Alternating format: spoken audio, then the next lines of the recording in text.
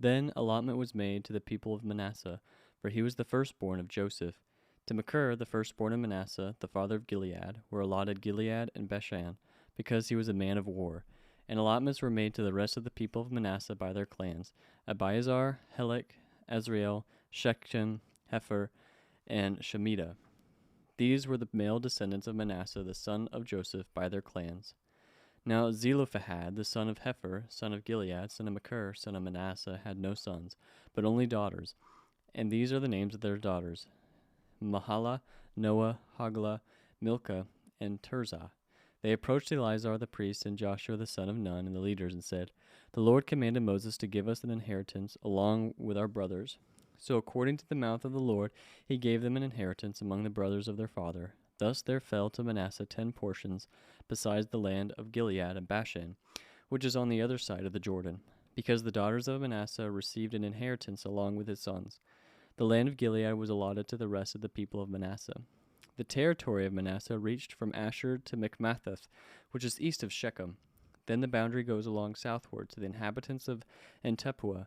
The land of Tappuah belonged to the Manasseh, but the town of Tappuah on the boundary of Manasseh belonged to the people of Ephraim. Then the boundary went down to the brook of Cana.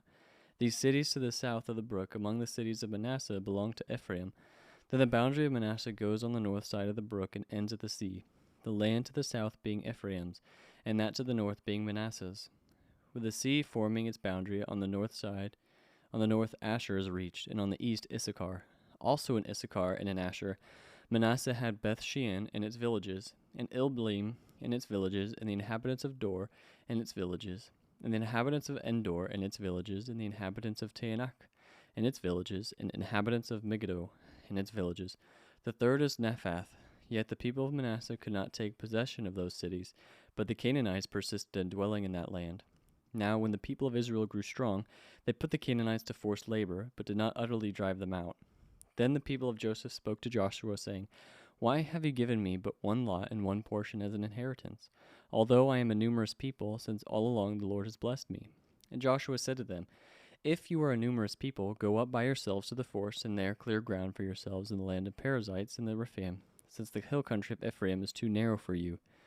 The people of Joseph said, "The hill country is not enough for us. Yet all the Canaanites who dwell in the plain have chariots of iron, both those in Beth Shean and its villages, and those in the valley of Jezreel." Then Joshua said to the house of Joseph, to Ephraim and Manasseh, "You are a numerous people, and have great power. You shall not have one allotment only, but the hill country shall be yours. For though it is a forest, you shall clear it and possess it to its farthest borders.